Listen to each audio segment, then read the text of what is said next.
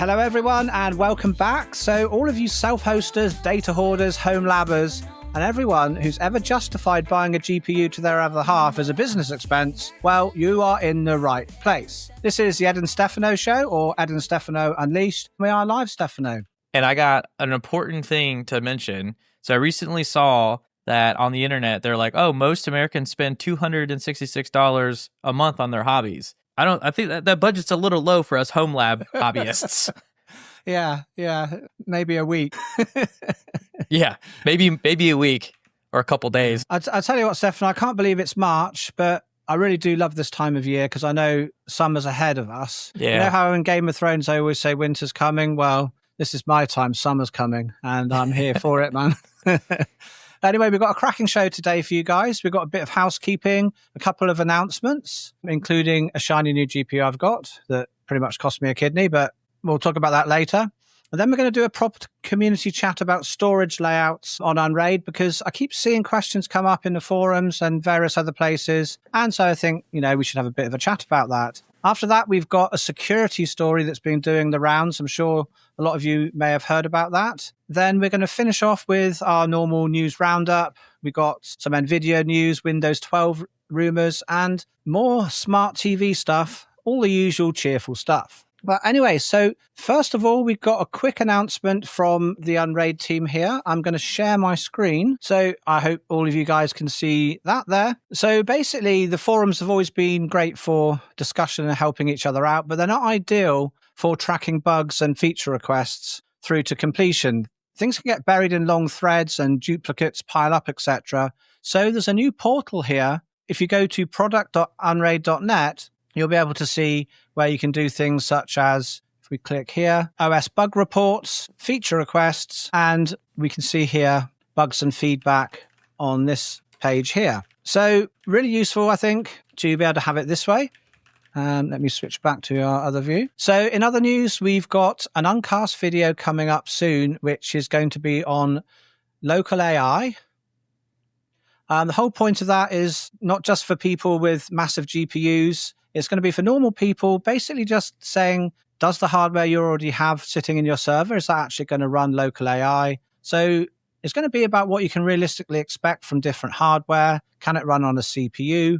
How about kind of like facial recognition on things like Frigate? All of those kind of things we're going to address, and you're going to be able to see what type of thing you can reasonably expect and sensible starting points that's not going to leave your bank ringing up asking if your card's been stolen. Now, to do this video properly, if you remember, do you remember last time, Stefano, I was talking about the RTX, 3060 as being a good card because it has 12 gigs of RAM. Well, I thought I need to buy one of those because recommending it isn't enough. So I've managed to get one of those. So that's going to be in the video next week with various bits of tests. But also, I managed to snag myself this week a 5090 because apparently I've given up being a financially responsible human being. It's about time.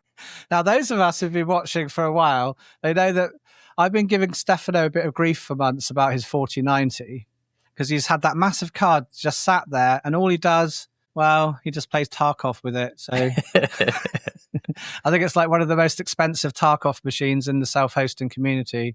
I've always been feeling jealous with my 5070 Ti, but yeah, I've not anymore. Just about caught up with you, mate. Your era flexing that 4090 is over now. But yeah. I just want to show you guys something. I'm going to share my screen again because I was actually really shocked about this. So here we are on my server at the moment. And for those of you who can see there, my 5090 idle is drawing only 7 watts, which was absolutely shocking for me because my 5070 Ti was drawing 23 watts idle, and I was a bit upset thinking this was going to make my server use a whole much more electricity. So it's actually using less, and you can see here currently the whole server is idling at around 100 watts, 109 watts there. That's really good. So I was actually really shocked about that. Enabling NVIDIA persistence in the driver, the card was just not going out of P0 state until I did that, and now it's going down to P8. So yeah, I'll talk about that in the video about AI anyway, to how to keep the GPU using less power when it's idle and you're not using it. Is it too late to make a request for that video? And as in, is it possible for you to get an RTX Pro 4000 and compare it against the other cards that you're going to do? I'm not sure if I can get hold of that card. I do have probably about 10 GPUs I will be kind of looking at. Wow. I've got things. I'm not going to go too much into it. We'll talk about that in the video. I'm sure everyone's not here to hear about what is coming up in the video. If there's any way I can get you to take a look at that card, I'd be interested in seeing how I can help. Yeah. Well, I'm not going to talk about it now. I'm not okay. We're going to go off. Not even a little. Tangents. Not even a little. I'm sorry, man. Anyway, any of you guys who missed it, the latest video on the Uncast show is Stirling PDF, a really useful PDF tool that doesn't have a subscription, which is really nice. So, Stefano, you'd like that one, I think.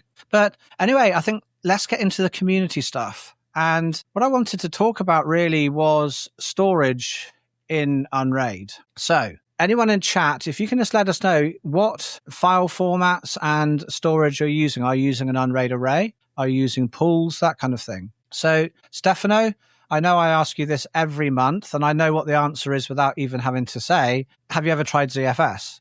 No, well, we all knew that, guys. Come on, like... I feel vindicated with what we're about to talk about now. Well, a lot of people, when they first start setting up their server, they're wondering what's the best thing to set up. Should they set up an Unraid array? Should they set up Z pools with ZFS? Should it be like a hybrid mix of the two? So basically, my opinion is the easiest way to think about it, in my opinion, is replaceable versus irreplaceable. So bear with me here. So for the Unraid array, it's very, very flexible. You can always add drives, and you can have up to 2 parity drives there. So you can have 2 drives fail, and you'll be able to rebuild your system. Now, my opinion, if you're using the Unraid array, use XFS as a file system. Don't use Btrfs, and don't use ZFS. Now, there is a slight exception for the ZFS bit, which I will speak about in a moment. But use XFS all the way through, because it's a very robust file system, and it doesn't mind disks getting very, very full. It still works very nicely with drives getting full. So if you've got media, put your media on an Unraid array with XFS, in my opinion. What are your thoughts, Stefano? I pretty much agree with you. I like every answer in the IT world, it's always depends, because it's like, what are your goals? So there's always a good answer, but it just really depends what you're trying to do. So that's why I think we've got to always, I don't know what the right word is. We've always just got to say it just depends, basically. But I agree. And we got a lot of people in chat saying that they use just defaults, XFS array, Btrfs pool for their cache, default array setup. One person said hybrid. Omar said that he's been waiting for ZFS to enable expandable pools, and I guess he'll migrate when that happens. That is already a thing. There you go. Omar, that is actually a thing. You can actually expand your pools. Well, you can expand a VDEV 1 disk at a time. So that's something that's been built in for a few months now, I believe. Something in the ZFS world, it was asked for a long, long time. It was a long time coming, and that is actually a thing. Another person just chimed in saying they switched, or they have XFS. We have a question actually too. Yeah.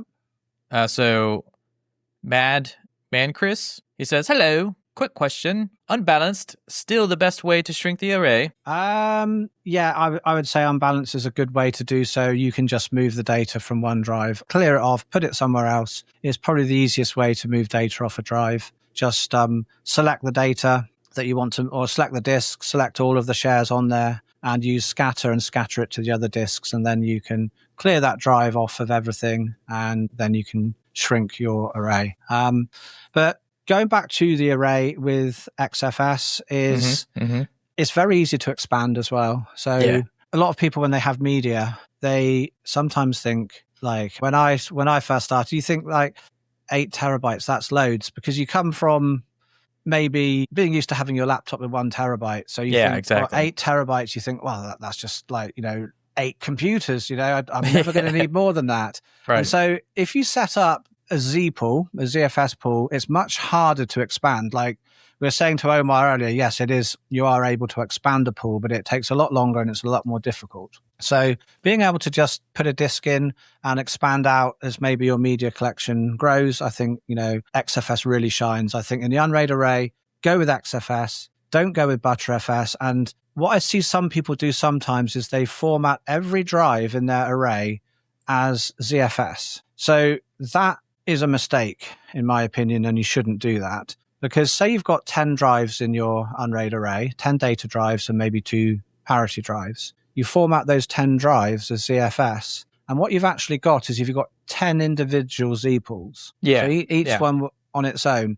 So you're not getting the striping and the data, across all of them. They're still protected by the Unraid parity, but you're actually, in my opinion, making the array less effective than it would be if you didn't use ZFS, because ZFS, it doesn't like you filling it up more than 80%. And in the Unraid array, what you're going to have happen is, depending on how you set up your shares, you might have it as like fill up, you might have it as high water, etc. So you can end up filling up some of these individual pools over the 80%. And then it starts getting slower and less efficient. ZFS being a copy on write file system, it doesn't like drives to be full.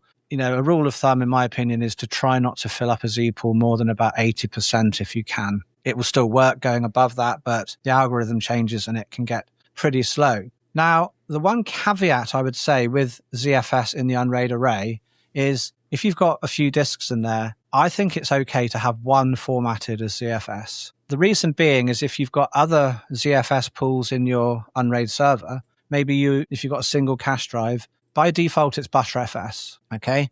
But I think in 2026, why use Btrfs when you can use ZFS? So even if you've got like a single drive, you could have it as ZFS, you could have your app data on there and that kind of thing. And then what you can do with ZFS is you can actually snapshot and replicate that data elsewhere. So if you don't have a mirrored pool, it's quite nice to be able to have your single drive ZFS pool in the cache drive and be able to actually replicate that data to somewhere else where it's protected, which that single drive in your Unraid array is protected, and it's also protected by the parity. So if it fails, so you're not getting like all of the advantages of ZFS, like with check summing and that kind of thing, but you are getting the advantage of being able to use it as a backup target. So only ever have one drive in the Unraid array is my opinion. So when would you want a ZFS pool? Never. Stefano, I mean, I'll tell you, like one day we've got to do this live and then I can actually kind of grab hold of him and shake him.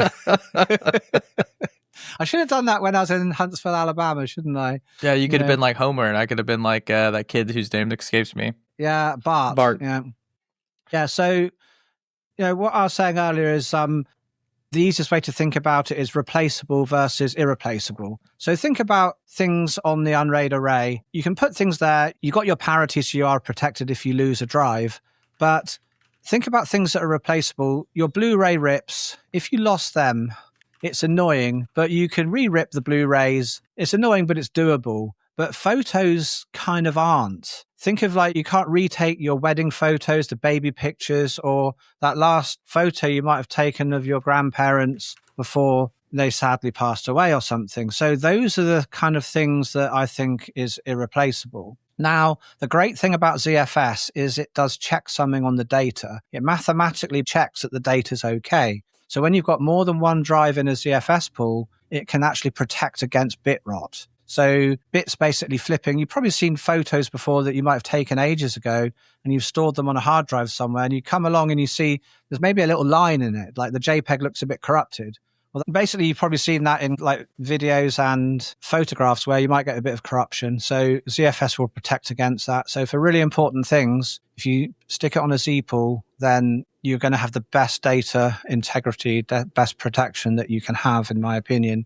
So don't put all of your data on there, just your most important data put on a Z pool. And also you're going to have like faster reads and writes on ZFS because it will stripe the data across the drives, especially across NVMEs or SSDs. You're going to get really good performance. So that's something to consider as well. Now, another thing that I think sometimes people trip up on sometimes is recently we've added many different file systems that the Unraid array supports. We've got NTFS, which is really awesome, and ext4, two examples of things that you can put in. So we've spoken about this before on the show. It's nice if you've got an old drive with photographs on or something, you've had it on a shelf somewhere and you want to put it into the server. One thing to note is don't just stop your array and add the drive with the data on and then start it up again. Because what you'll find will happen if you do that is, because it's a new drive going into the array, in order for parity to be correct, it is what's called cleared. So when you first add it to the array, when you've already got the parity there, it will actually zero that drive. So it doesn't affect the parity of everything else, because a drive with all zeros on basically doesn't affect the parity calculation. So it just means you don't have to do that. So keep in mind, if you want to add another drive, maybe from an old Windows machine or something that you had, and you think, I just want to have that parity protected. It's an old 4 terabyte that's like years old, and you think, yeah, I may as well chuck it in the array. If it fails, at least I'm not going to lose everything. So what you want to do in that case is, I'll just share my screen actually. Have people been reporting they've lost data when doing this? They haven't, no. Okay. But I've heard people ask questions about adding it, and it's something that I think it can trip people up, and just want our viewers not to actually have that situation. So I'll show you on this server here. This one actually doesn't have parity on it, so it's probably not the best one to demonstrate with. But what you would do is you would stop the array. All of our poor Spotify people are going to have no idea what you're showing. I know.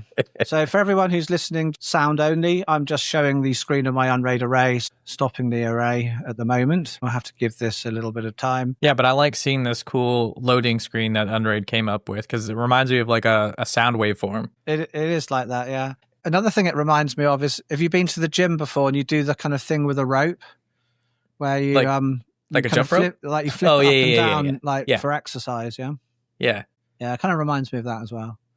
AJG has a question that's completely off topic if you want to take it. Yeah, let's go for it. While we wait. He asks, off topic question, but I'd really appreciate hearing from the Unraid team on the impact OS age verification laws proposed in California, Colorado, and New York that might have on the company and the user base. That's a really good question. It is a really good question. I've heard of it myself, but I'm not really sure on the details of it, to be honest. And I've heard it discussed quite a lot online. I really couldn't give you an answer, I'm afraid. That would be something I would probably post on the forums or... I think it's too early to talk about. It is. That's because there's not enough information from the government. Yeah.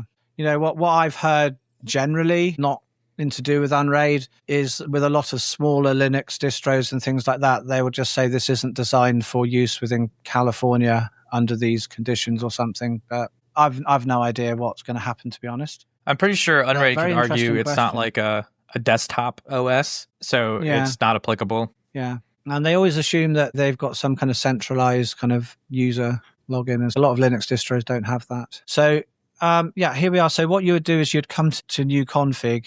You would select to preserve all of your configs. That keeps all of your drives how they are in the same order. That's very important. And then you would just say, yes, I want to do this. Click apply.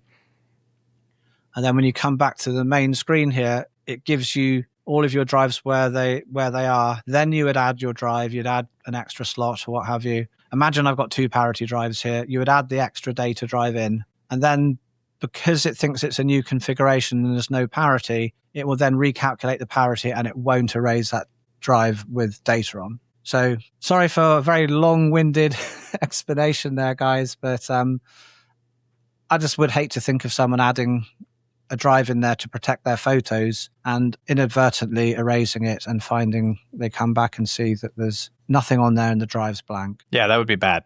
Real bad. Yeah. So what are you running in your Unraid server? I'm assuming XFS and a Btrfs cache drive, Stefano? That's exactly right. And it hasn't changed since I started using Unraid. Yeah. 10 years ago. And how much storage have you got there? It's a good question. Let me double check real quick. And chat, how much storage have you guys got rocking in your servers at the moment? I've only got a measly 33 terabytes of storage. Yeah. and I'm using 17 terabytes of it. Nice. But like you were saying earlier, the reason why I'm sticking with XFS is because on my server I keep a lot of my YouTube videos, and so I just think it's better for media, like you were saying. Yeah, definitely. Anyway, so let's move on to another thing that's been spoken about in the community a lot, is the Huntarr security incident. Stefano, can you explain what Huntarr is to anyone who doesn't know what it is? Huntarr is an application that tries to go and get missing things on your behalf, essentially. Yeah, so it's part of what they call the R ecosystem. Yeah. And it tries to automate, I think, kind of gaps in your media that the other R apps might not go back and fill in. So I think this came out under a year ago, didn't it? I think it was... Yeah, 2022, I believe. Are you sure? No. I thought it had only been out about this time last year, maybe 10 months ago. I might be wrong, but I'm pretty sure it hasn't been around very long. So it's just like a convenience app, I guess you'd say, that sits on top of the R ecosystem, and it tries to automate stuff that people forget. So the problem recently is it turned out to be an absolutely security nightmare. It got security audited, and the problem was the tool was holding all of your API keys for your media stack, and they were all basically unencrypted and just held, and you could basically query the API of Huntarr and just get all of the API keys for the whole of the R stack. And so I'd say anyone who's running Huntarr or was running Huntarr, I would suggest to probably not run it anymore. The danger mainly is obviously if you're exposing it to the internet. Probably if you've got it in your own house, none of that's exposed to the internet at all. You're not at so much of a risk. But people who are running it and they have it exposed to a reverse proxy or things like that, I would say don't only just delete Huntarr and take it down, but also go into your other applications and regenerate fresh API keys. So just like, recycle your API keys and make some new ones. I know it's a bit of a pain that you have to put them into the other apps, but there is a chance they've been compromised. Yeah, and so in the way that they compromise it's actually extremely simple by just using a simple curl command, which is funny. Like you would think, like most people are like, oh yeah, well they probably to get access to all your API keys, it was like this really convoluted process, but no, it turns out it's just a curl command. So as well, just remember, like it's not only if you can access, say, one of the other R's API, well, that container knows maybe APIs and that kind of thing of your indexes and things like your Newsnet logins and that kind of thing. So a lot of things could be actually stolen from that if someone actually got access to it. So it's not just them having the API key of your R container and you're thinking, well, who cares about that? Well, no, because, from that, then your indexes can be compromised, your Usenet can be compromised and that kind of thing. So to go back a bit, Ed, on storage, a bunch of people in chat posted. Eric says he has 104 terabytes in his array. Oh, nice. Voss has 110 terabytes plus parity. Chiller has 130 terabytes. Oh, wow. Some really big arrays in here. And then more modest, more applicable in real life because he's on that $220 a month budget as a hobbyist. Run With It has 20 terabytes. Yeah. And so, what's everyone storing on there? How many people in chat don't have a media server? I'd love to know who isn't using a media server. So I think most of us probably are. Yeah. I have media on mine, but I honestly haven't updated in forever. So I've never used an AAR app or ARR app. Mm-hmm. I see it talked about so much online, but I've again, a lot of our services here. So like if you have AT&T internet, you get HBO included with it. Or, I just have streaming now, which sounds atrocious, but it's honestly been very nice. Mm-hmm. It is becoming more and more segregated though. So it's kind of like, I'm looking at that pirate hat I have, again, I'm like, man, is it time to go back? Because we're having the same problem. Piracy, only if you're ever going to download something, just it's cosplay, Blu-ray, sir. Or, it's cosplay pirate hat. Any of that naughty stuff. And now the Uncast show is banned because I forget about these things. But anyway, the whole point is like streaming is becoming worse again. Yeah, well, we can all agree on that, I think. But going back to the Huntarr thing, is what people found out about is saying, oh, this has been vibe coded, and so it's got no security. Yeah. So I've been using an AI agent to help generate the code, then what happened is when people started questioning this and saying, hey, this security is really bad, I think people started getting banned off the Discord for Huntarr. So they're literally deleting comments. Any criticism was being deleted. People were being banned off the Discord channel for Huntarr. And the final thing that happened is the actual GitHub just got taken down and the whole thing was just scrapped and nothing was said about it at all. Now, is using an AI agent bad if generating code? I've got my opinion about that. I'd love to know yours, Stefano. What's your thoughts on using AI to generate code? People do it. It's. I think it's here to stay. Vibe coding is here to stay. I guarantee you, whatever the Huntarr replacement is going to be, it's going to be vibe coded. So obviously, I think it's good to use because it's very helpful. It expedites, the production of these things. Yeah, but the issue is, you have to do diligence. You have to have someone code review, no matter what kind of coder or developer you are. But also, something that I kind of thought, like, why did the guy never do this? Is if you're using an AI agent to generate code, you can just use another AI agent to just say, please security review this and tell me all the security flaws in it. And you can even use the same agent if you just use a different session so it hasn't got the context of all of that code. You literally point it to the same bunch of code and say, what's the problems here? Right. If the guy had been doing that, he would have probably caught 90% of what the problems were and being able to actually address them. So, I was actually shocked that wasn't a thing. But in my opinion, vibe coding is great because it can accelerate development a lot. Yeah. But the problem is when people don't know anything about the underlying ideas and they've got no idea about coding at all or any type of process underneath it at all, it can be difficult and more easy to fall into traps. But it brings me on to saying, like, when you're self-hosting things, don't always just trust because something says it's open source and because you're self-hosting it that it's going to be perfect. When you're self-hosting things, you are basically your own IT department and you are your own security for your IT department. So, but one thing you can do if you're worried about any apps that you're installing, if they've got a GitHub, just download the repository. And if you've got access to any AI agents, download it and point the AI agent to it and say, are there any security problems with this? And actually ask your AI assistant to review the code before you go and install that thing onto your server. And then is there a particular AI agent you would recommend to look at security flaws like that? Codex, which is OpenAI's. I like Claude Code, Opus 4.6, I think, in my opinion. If you pointed like really any AI agent, I would say the best would be like Codex or Claude. Okay.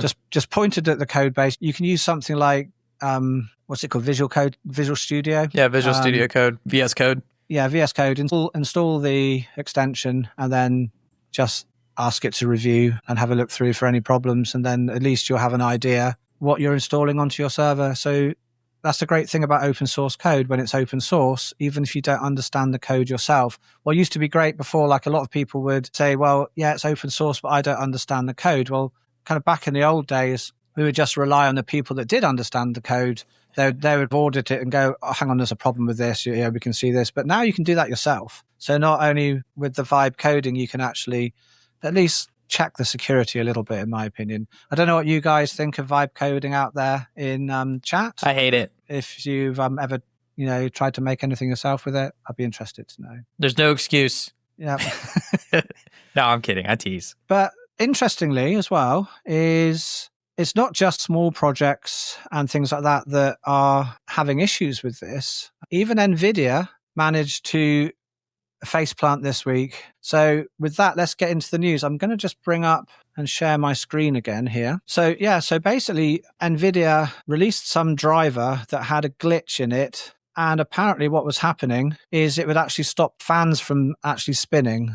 This got released and very quickly it was pulled down. But apparently this was to do with AI coding as well. So it got just released very quickly by NVIDIA, and you'd think they'd have enough GPUs to be running a very good model, considering most of their GPUs power all of the data centers around the world. But yeah, so even giant companies like trillion-dollar companies, they are susceptible to bad code not reviewed. So my opinion with AI coding is it's not the AI coding that's the problem, it's the process of things not being reviewed properly. Yeah, 100%. That's really why I always like kind of dog on vibe coding. It's because it's not really like AI coding and all that stuff in general. It's the processes.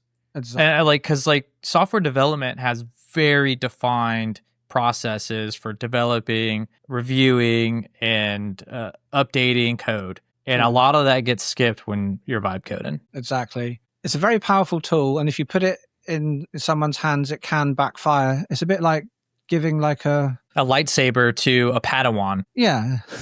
Or, I was going to say like giving a Ferrari to a 5-year-old. The 5-year-old might love it and kind of go really fast in it and think, yeah, this is great. But I tell you, it's probably going to end badly unless things are kind of dealt with in a proper way. So what's funny about this NVIDIA, this is like their second driver issue, right? Because they had one the other day that ruined people's overclocking or whatever.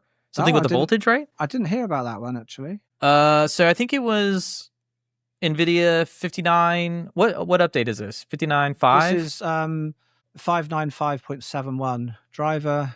Okay, I think it's the same update glitch. then. So yeah, that's pretty crazy. Can you imagine like you're playing Tarkov on your 4090 and you think the fans are going well? You just updated the driver and it breaks your graphics card and you can't play it again, Stefano. Brother, this is the secret to gaming right here. Once you get a driver that works, you never update it or change it until something breaks again. Yeah. I have been doing that for decades on NVIDIA, and it has never steered me wrong. Yeah, that's probably a good idea. Not once. It's the old saying, if it works, don't try and fix it. Exactly, dude. Because I do not trust NVIDIA. I never have, because every now and again something slips through the cracks. And man, it has saved my goose so many times. I still haven't updated. I don't even know what driver version I'm on. I'm sure it's old, super old. Talking about drivers and NVIDIA drivers, okay? Yes. NVIDIA drivers are bad, okay?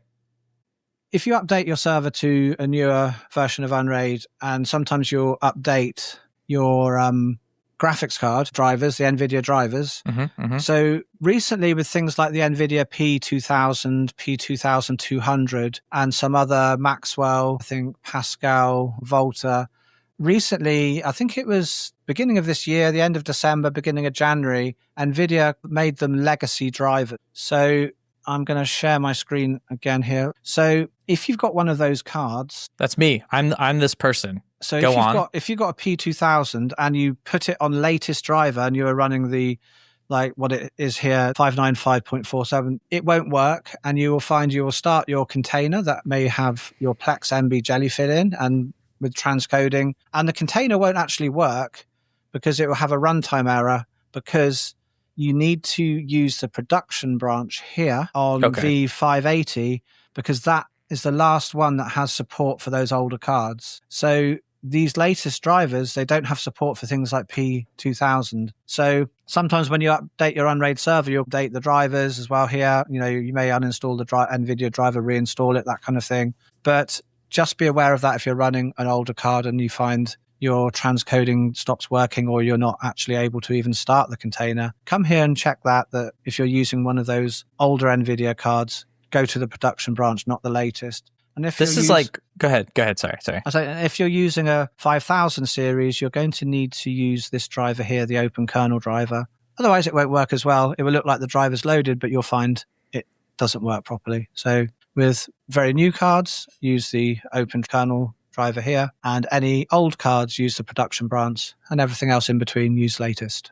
So I've actually been deploying NVIDIA drivers on Linux, like Red Hat and Ubuntu, for a very long time now. And I've never just used latest because it always breaks. Even if you have like the newest graphics card, there's always a problem with it. So I've always like used an older driver first, like during the deployment phase. And then later on, you can switch to latest. So it's funny that you bring this up because I'm pretty confident I've been using production anyway on my P4000. So I was like really nervous at first because I was like, oh God, please don't tell me I have to like do something crazy. But no, that's just like, that's easy. That's perfect. What generation is the P4000? Pascal generation? I don't know. Oh, is it? Right. Yeah. Right. Yeah, as well. But It's old. It's real old. Talking about NVIDIA and drivers, etc., we've actually got some really good news, I think. I think this is pretty good news, and I know you probably do as well, Stefano. If we look at this news here, NVIDIA are hiring engineers to optimize Proton and Vulkan API performance on Linux. So they're looking for developers to basically make the drivers for gaming much better on Linux. So I'm wondering are they seeing the writing on the wall a little bit, Stefano, that people are getting a bit fed up with some of the Microsoft, Windows 11 and stuff, and all of the drama with Windows 11 and the kind of AI things being pushed into it. I'm hopeful that this is the way it goes and is the way that it looks. But I'm also nervous because NVIDIA has a custom Ubuntu operating system that they use for like their DGX Sparks. So I'm also scared because I'm wondering if maybe that they're doing this to have like a new product line of AI, I guess like for their AI operating system, whatever their NVIDIA OS is. So that way, you can, you have an old 5090, or I guess an old 5090 sounds silly, but if you have an older graphics card, you can now plug this thing into like their new fancy widget, and it has more support for all these different types of software layers, like Proton. But Proton is just for gaming, isn't it? Am I wrong? Yeah. No, you're not wrong. But I'm just saying, like, I hope it is the way it looks, because I'd be terrified that it's going to be something totally opposite. Stefano, for the data fingers center. Crossed, man. It is. It's going to be Linux gaming is going to like kind of come into its own really, really soon, and I think we can probably see that's probably going to be quite likely when we look at our next story as well. Is if we look at Steam here, the Steam survey in February 2026 is, if we look at the OS version here, Windows 11 is down by 10.43%. And it doesn't show it on this actual chart here, but apparently gaming on Windows 10 has gone up by a similar amount. So it seems to me that a lot of people have been downgrading from Windows 11 onto Windows 10 due to just not really being happy with Windows. Here, they did change it. There was a link I sent you when we were looking at stuff that showed the differences, but now I can't even find it. Well, if you can't even find it, Stefano. Yeah, because it was really interesting. I think, wait, did I just find it? No, that's CPUs. That's hardware. No, that's not helpful. Yeah, so coincidentally, like, I didn't participate in the hardware survey for February, but I too also downgraded from Windows 11 to Windows 10 on a like completely unprompted, completely no real reason in particular. There were some reasons, but no real reason anyway. It was more for experimentation purposes. But what doesn't make sense about the shift from Windows 11 to Windows 10, or the increase in people using Windows 10, is Windows 10 is absolutely out of date. Now, my Windows 10, after I installed it, it's been like 2 weeks now. It's still getting updates, so I'm not sure what's going on there, because when you go to the Windows update, you can sign into the extended security updates. Yeah. And I think it goes on to about October this year, doesn't it? But you have to opt into that otherwise. You do have to opt in, which I haven't done, because when I go look at my Windows update settings, it says that it's end of life and I need to upgrade to Windows 11, but it's still updating. So that was really strange. But I don't really know. I can't speak enough to know exactly what's going on there. But also, there's lots of people, especially in my circles, that are trying out Linux for gaming. Oh, good. But I think the biggest hurdle is always going to be these anti-cheats. Mm-hmm. And I hate to say it, man. There's two things that need to happen. One, Windows 12 needs to absolutely suck. And two, Windows needs, if they really want to stay in this game, they really just need to rebuild their kernel brand new from scratch and just let go of all of this legacy support. It's going to hurt. I hate saying it myself, but it needs to happen, because it is actually hurting Windows so bad right now. Trying to support, all the way back to Windows 7 on Windows 11. Hell, even XP technically. Yeah. But it's killing the operating system. It is literally killing the operating system. Yeah. When I go onto Windows, which isn't that often, like, I just think, it just looks to me, a dumpster fire. Just today, I actually went on a Windows machine and I just went on the properties just to think, what's the hardware in here? And it had 64 gigs of RAM in it, okay? Okay. And then a little message came up underneath it saying, something like, does having more than 16 gigs of RAM help your computer? And I was thinking, like, why is that coming up on the actual system page? Maybe have it for someone who's got 16 gigs, but when it's actually got 64 gigs in this person's computer, we don't need these little messages telling us things like that. Or at least please have some way of turning off all of those little messages that are kind of, I don't know, quite patronizing little messages. Like, Yeah. We don't need to be kind of told, oh, this could be better with this. And, no, just go away. Give me like just what I want to see without me having to scroll through a whole wall of other text and distracting things for what I'm trying to look for. And to that same, I guess, ideology, right? So like you go online and people are always complaining about, oh, Windows pop-ups here, Windows pop-ups there. And then there's always those people that are like, oh, you can just use Rufus and remove all these things and do all this stuff to customize your Windows 10 operating system to remove all the bloatware. But, I'm sick and tired of hearing that argument because it shouldn't be like that in the first place. Exactly. If you look at the Linux operating system, it's super bare bones and you have to add in all the additional features you want, which sounds silly when you think about from like, oh, well, users aren't that knowledgeable, especially if they're not tech savvy. Blah, blah, blah. It's actually better for them this way because they don't have all this bloatware. And with the power of AI now, you can just be like, hey, I really am trying to do this thing. Do you have any recommendations? The AI could be like, yeah, you should install the Microsoft 365 app or whatever. Yeah, like, exactly. I'm so tired of people saying, oh, just remove the bloatware. That shouldn't be the answer. That should not be the answer. I'm sorry.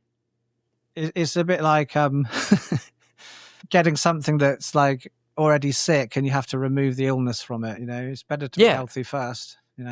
But it's like I understand. Like I agree with the sentiment. Like, and I love that we have the ability to remove stuff. I love we have the ability to customize Windows operating system to really debloat it or whatever. Like I love that stuff. I really do. But again, like this sympathizing or just like putting it on the user is not the right way. I don't care that we have the ability. It's just not the right way. Yeah, definitely. The user shouldn't have to go to the effort to get rid of things they don't want. It should be just easy. And worst of all, it's forced upon them. And that's what it really makes it egregious. But that's unfortunately that's Microsoft's business model now. Windows is no longer an operating system for you. It's basically a delivery platform for their other services, in my opinion. And I hear it's about to get a lot worse, Ed. Yeah, it is. But before we go and talk about anything like that, I just want to go back actually to just a couple of things I found quite interesting here on these stats here. I was quite surprised to see that the most popular RAM on Steam at the moment is 32 gigs. I thought that would say 16. Yeah. And I wonder if that's going to stay 32 gigs over the next year with more, because obviously the price of RAM and 32 gigs now, if you're building a new machine, would be quite expensive. Yeah, that's a good question. I personally, the only reason why I got 32 gigs of RAM instead of 16 for my gaming PC is because of Escape from Tarkov. Otherwise, I would have 16 gigs. Does Escape from Tarkov really need 32 gigs? No, it actually needs 64. Are you serious? No. Oh, I was going to say, man. I'm 100% sure if I gave it 64 gigs, it would use 62. Yeah. So it'd leave you 2 left. Yes, for the Windows operating system. Interesting here, seeing the most popular graphics card is the 5070. I thought it would be an older card, to be honest. So, it's quite a new card. It's in the last 12 months it's been out. And this I found quite interesting. So the total hard drive space, the average is 1 terabyte, yet the average free space is over 4 terabytes. And I thought, how does that actually kind of click together? If the average size of the hard drives in a machine is a terabyte, but the average free space is 4 terabytes. Is it a TARDIS? I have no idea. Is it a TARDIS like Doctor Who? I don't know. Yeah, maybe. Or compression's really kind of come forward a lot more than we ever thought. All right, Ed, I figured it out. All right, where OS version is, just click on the line where it says OS version. There you go. Now we can see the full breakout. Yeah. So 40% of people are using Windows 10. 0.5 are using That's Windows an increase 7. of 12.46%. So it's actually gone up more than Windows 11's gone down. Yes. So that I would say maybe people have been migrating from 7 to 10 and refusing to go to 11. Maybe that's where the extra percentiles come from. Probably, yeah. Mac's not really kind of rocking very well here. Look. Yeah, it's crazy to think. Okay, let's talk about this real quick. If Halo released on Apple, right? Like when they made it a first-person shooter, not the third-person shooter that was going to be. Let's pretend that it came out the way it is today, but it released on Apple instead of the Xbox. I wonder if Apple would be the gaming tyrant that is Microsoft. That would be crazy to live, like a world to live in. Yeah. And you can play Halo on Apple, by the way, or on macOS, by the way. Yeah. Oh, I didn't know that. Yeah. Yeah, it'd be an interesting alternate timeline. It would be. To see that. Maybe Mac would actually be, more than 0.0% on these charts. But anyway, we've got a very, very exciting operating system to look forward to, Stefano. And I'm sure you'll be, as soon as this comes out, you'll be just jumping straight onto it. You'll be getting rid of Windows 10, and you're going to be going to this one here. Finally, Windows 10, 11, and 7 are the worst operating systems. We've got Windows 11. Yay! Yeah. And apparently it's coming this year. And you're not going to be able to buy this operating system off Windows. It will buy you. You're going to have to subscribe to it. So in order to use your computer, you can pay Microsoft a monthly fee. So that's something to really look forward to. And it's going to be fully modular, subscription-based, and AI-focused. And I think, in my opinion, that is why, with this story, NVIDIA are hiring engineers to optimize Proton and Vulkan API on Linux. Because God, I hope so. They see the writing on the wall that we're just not going to really be very happy with Windows 12. I think that Microsoft really, I think they're so just far in with, kind of AI and things. And, their, Windows 11 was basically just selling their subscription models of 365 and other things like that, that they think, well, we may as well just make the whole operating system subscription based, and you're going to be able to have like, the Office version of Windows 12, or do you want this version of Windows 12, or whatever version of Windows 12. Hold up. Omar just dropped in chat that this has apparently been discredited. Oh, has it? That would be great. I hope so. I really hope so. So maybe not as scary, but I guarantee Windows or Microsoft will still find a way to make Windows 12 terrible. I mean, they're going agentic with their operating system no matter what. So even if it might not be modular subscription based, it will still be AI focused, period. Yeah, but remember, like what Microsoft does is they do one good operating system, one bad. True. So we had Windows 7 was good, Windows 8 was terrible. Yep. Windows 10 was good, Windows 11 terrible. So it's time for a good operating system from Microsoft. So I really don't think Windows 11 is as bad as people make it out to be. Like, honestly, like as much as I hate or like ragging on Windows, Windows 11 really isn't that bad. Yeah. It's got a lot of bad stuff, but the operating system itself is actually very good. It's just all these like pop-ups and like, hey, do you want to use OneDrive today after you told me no 15 times before? Do you want to use Cortana? The thing as well with Windows that I always used to just not like about Windows is the forced updates at certain times where you just can't get around it. You can reboot your computer and you find out that it's going to be 20 minutes before you can use it again because of some Windows update going on that you didn't stop it doing. Yeah. And so in chat too, to kind of go back to this thing. So We Holmes says that PC World actually issued an apology for this article. And then Omar actually kind of chimed back into what we were saying. And he said that the issue with Windows these days is the hostility towards the users, which I agree with. It is a hostile environment.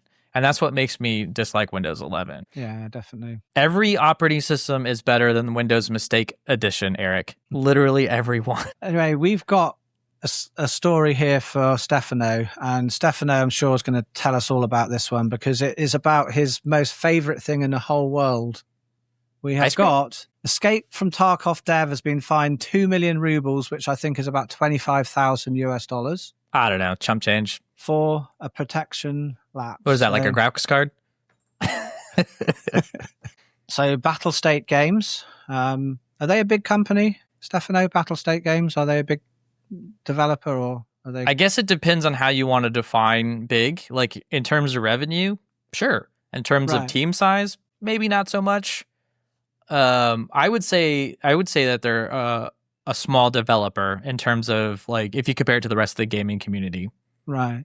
It's pretty interesting, really, how things are going on the internet at the moment. So being fined because they weren't keeping Russian users' data inside of Russia for this game. It just seems like if more and more countries kind of do this kind of thing, it's going to make it very difficult for, I would think, indie game developers and stuff. Because if you had like an indie game that has user data that's stored, if you had to have data centers in every country to store that, it's going to make developers who are small not be able to really do anything.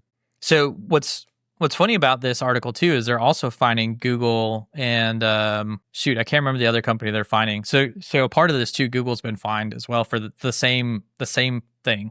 Not handing over, or I guess not categorizing Russian users' data. Right. But what makes this actually kind of scary, so Tarkov Escape from, or BSG, Battlestate Games, they're a Russian developer, right?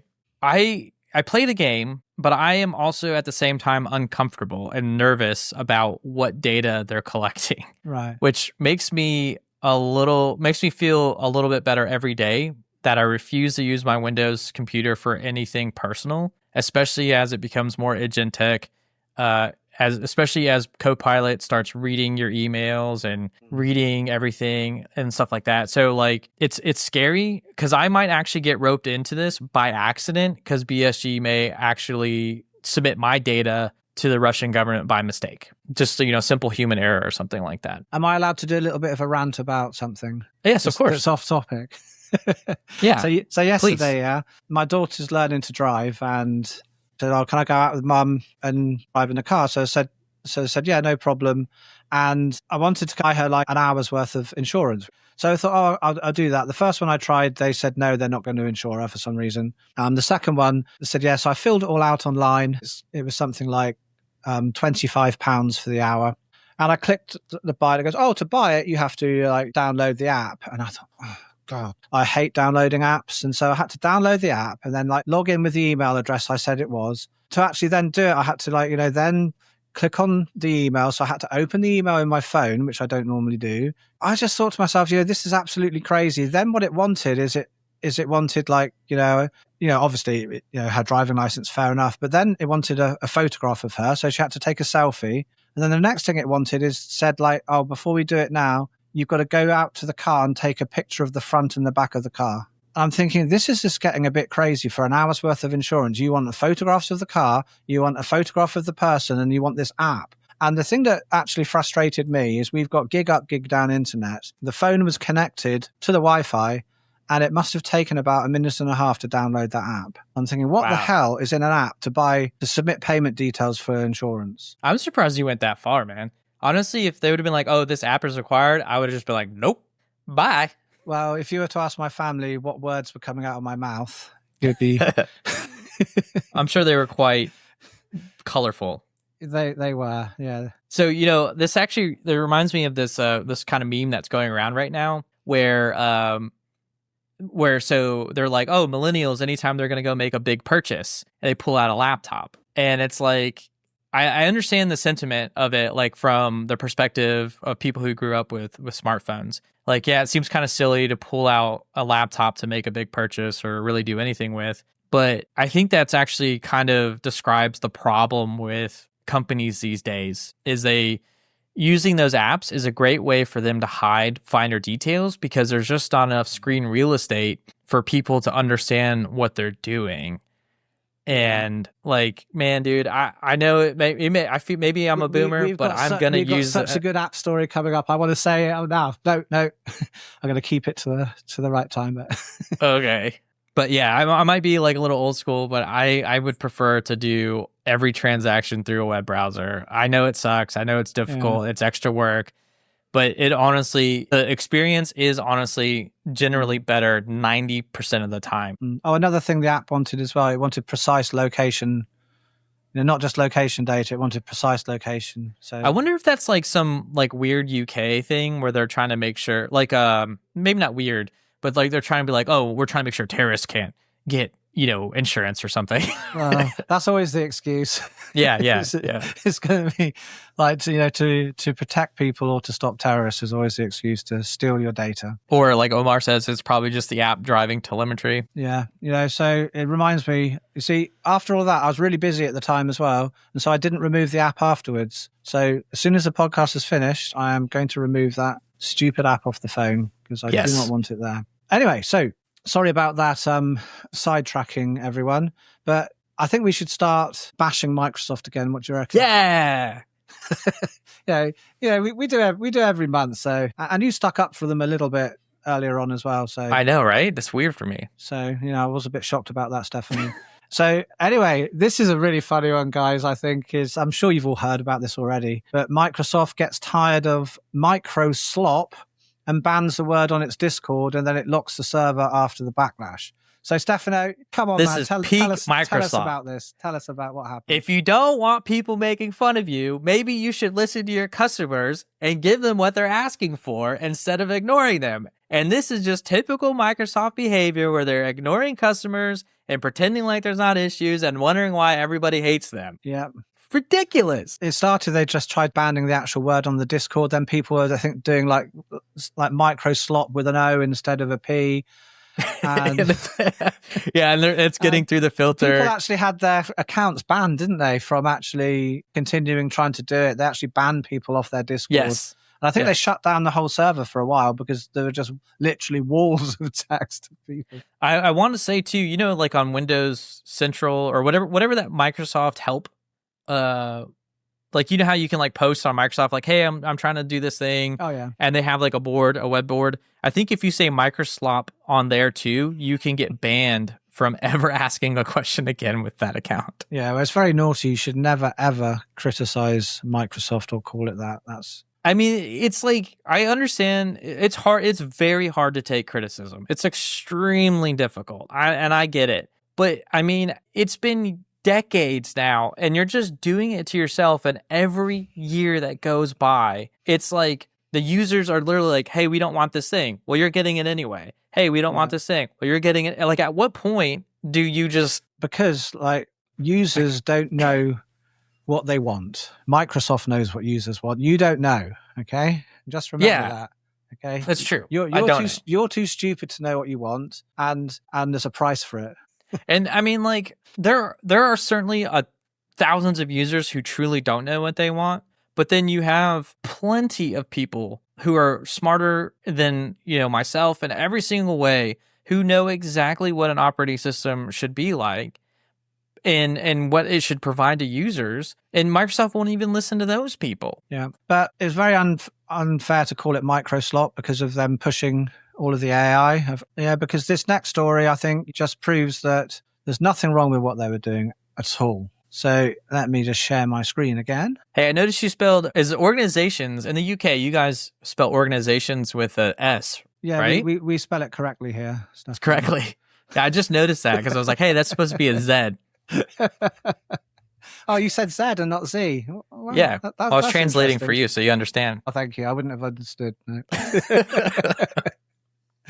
So, talking about microslop, well, Microsoft bug basically had Copilot summarizing confidential emails. So, surprise. So it was it was not a bug. They just didn't program it in there to not do that. They're lying through their teeth when they say it's a bug. Sorry, go ahead. But it's pretty bad that, you flag an email confidential and it basically indexes it and summarizes it. But I am going to kind of defend Microsoft just a little tiny bit. Oh my God. I know I shouldn't do really, but I want to be fair. Is it didn't actually send out the information to anyone else. It was only summarizing it for the users who are using it. So allegedly. Allegedly, yeah. But it was actually just, I think it was just indexing their sent stuff and their drafts. So it was actually summarizing emails they hadn't even sent. so I thought that was pretty wild. I love this whole like summarizing email thing is so silly to me. Like maybe, okay, so SPX Labs, my YouTube channel, okay? It's a business. I get like emails all the time, but I've never had an email from anybody that's like a book that needs to be summarized. I can almost read the entire email before like So I use Google. I use Google Apps as our platform for SPX Labs. And before Google can actually summarize the email, I'm already done reading it. So I don't know, like, who out there needs a summary of just like 2 to 3 sentences. And if you're writing emails longer than that, it's a you problem. Yeah. I'll tell you, I hate it when you get an email that's really long. It's, oh my God, do I actually have to read all of Yeah, I mean, I don't. I really won't read it. If it's too long, I just don't read it. I will never send an email that's really long, and I always try and put in the subject a little bit of kind of what the email is. Yeah, if the subject line should already give you basically what you can expect from the email, and the body should just be a longer explanation of your expectations. When I say longer, no more than 2 to 3 sentences. Yeah. And if it requires paragraphs, that's a that's a conversation, a voice conversation. Yeah, definitely. Anyway. You're using technology wrong. It's your fault. This is why everything is bad, because everyone's using technology wrong. Remember a minute ago when I was saying, when we're talking about the phone app and stuff, and I said, there's an app story coming up that I can't wait to talk about. Well, any of you guys, would you like to become a part of a botnet? Well, yes, absolutely. I can mine Bitcoin for you too. Yeah. So, if you want to become part of a botnet, you could actually just have an app on your TV. So smart TV apps are silently scraping web data for AI training. So this is a really interesting one, I think, because certain apps you're putting on your TV, they're using your internet connection to scrape data for AI training because it's coming from a residential IP address. And so it gets around the blocks that are put up for stopping that kind of thing from the companies. Is there not some UK law that can protect us people in the United States from this? I don't know. I think it's just happening everywhere. I can't remember the company it's called. I think it's called, one of the major ones called Bright something, as it say in the article here. Bright Data operates a global proxy network designed to collect publicly available web content, and customers are voluntarily joining the network. So they say they're voluntarily joining the network, but what it will often be is, hey, do you want to watch this movie without any ads? And click accept or decline. And then you've got all of your terms and conditions. But what you're agreeing to is basically becoming part of this proxy network to scrape data for AI companies. So the first thing that's happening is that the price of your RAM's going up because of AI companies.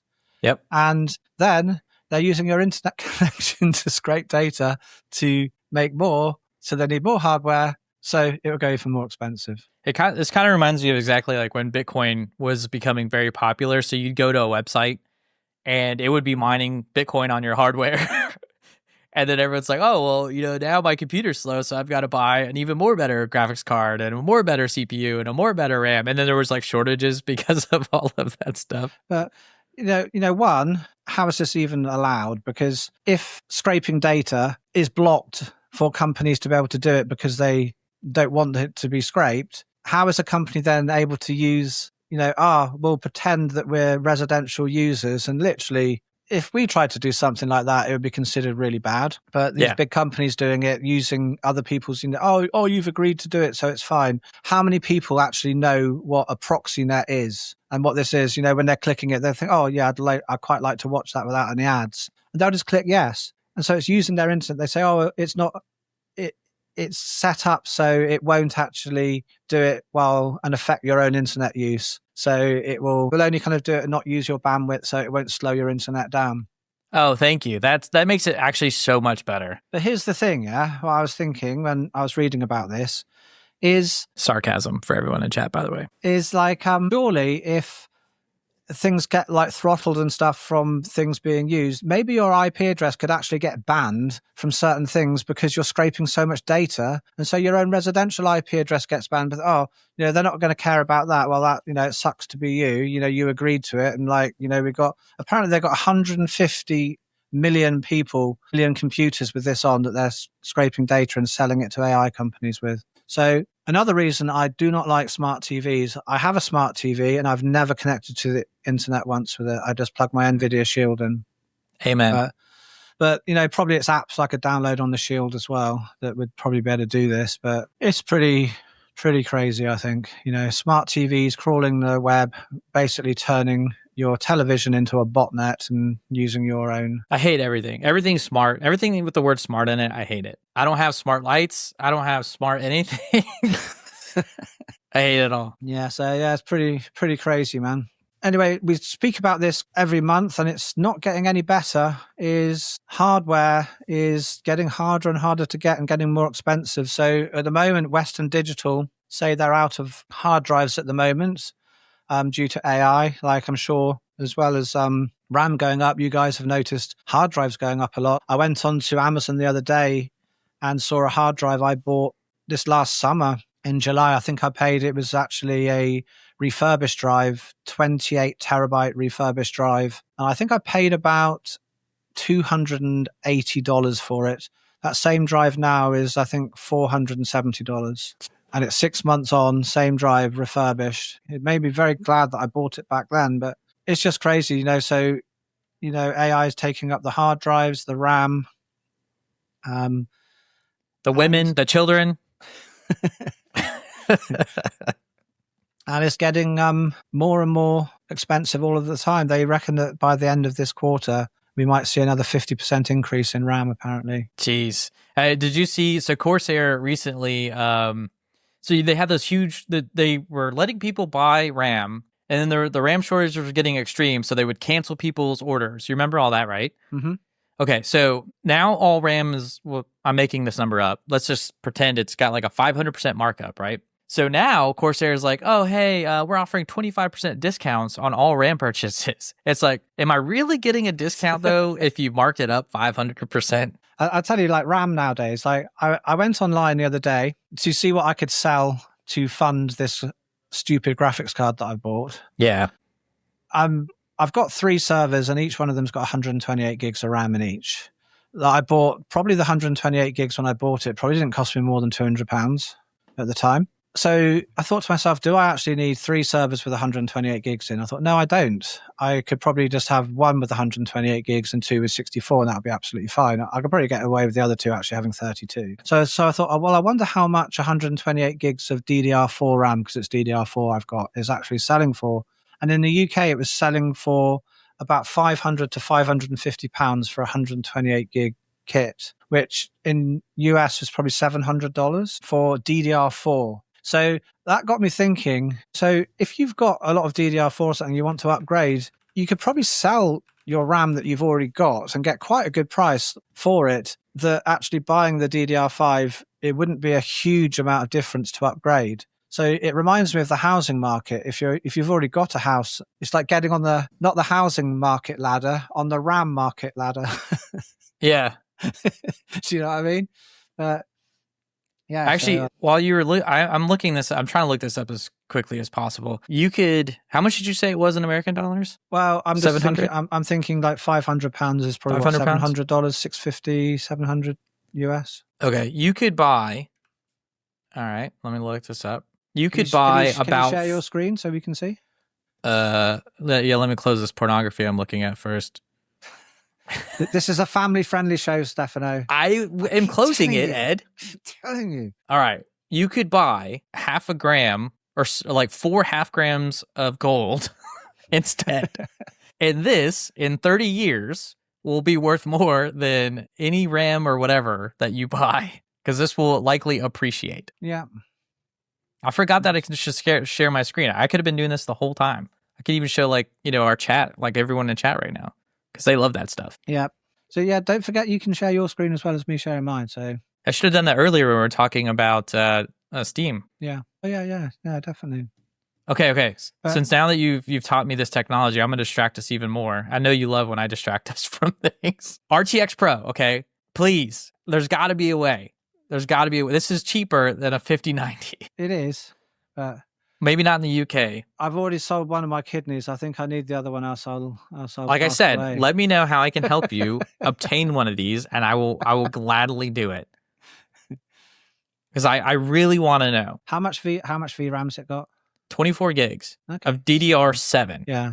And what, I can't see the screen. It's very small. What GPU is that? Oh, sorry. This is an RTX Pro. Oh, okay. I always forget. Like, I'm on 4K and everyone has like different monitors. I always forget about all that resolution stuff. So this should work. And have you heard of what's that graphics card called? The V100. I think it's Volta architecture. No, I have not. You can get them fairly cheap, and they are 32 gig cards.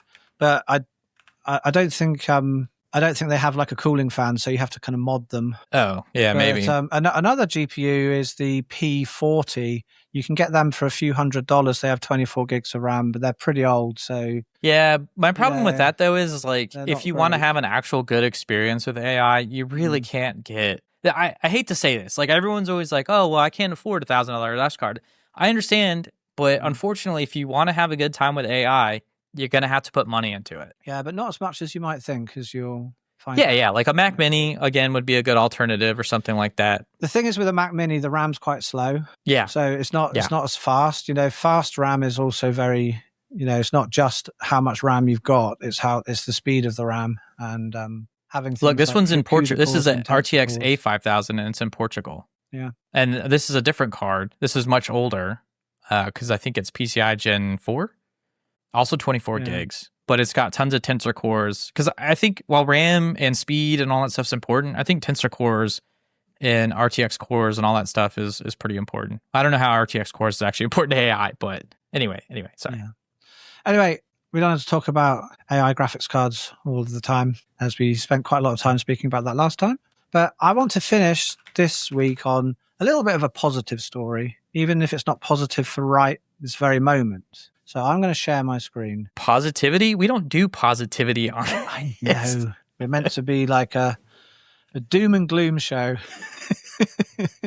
The end of times. The end of personal computing as we know it. So here we've got a new way of making chips called EUV Light Source Advanced that apparently could increase chip yields by 50% more. So yeah, it's not right now. But one thing you could say is this probably wouldn't have happened if it wasn't for the shortages that the AI boom or AI bubble, however you want to call it, would have happened. But apparently it's an absolutely, reading through it, it's an absolutely amazing engineering feat. How they do it, I just don't know. It's something like a laser hits a piece of, I can't remember what type of metal it is, a droplet of it 150 times a second. From 3 different lasers, and it's a tiny little droplet. And apparently it can increase the yield of chips by up to 50% more by 2030. So if you can hold on till 2030 before getting your new gaming rig or your new home lab, we might be all right in 4 years' time. So this triggered a memory of another fascinating technology, which is actually the blue LED.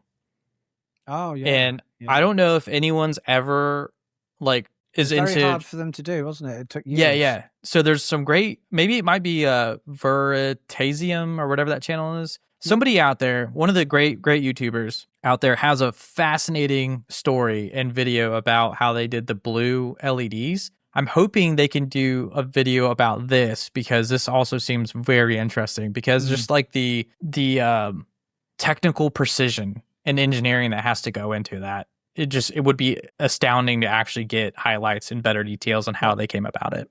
I tell you what, man, I can't even get my head around when you think about how thin, what do they call it? Is it the lithography or whatever of chips? Kind of like 3 nanometer things, and how is that even possible? I have no idea. How is it possible?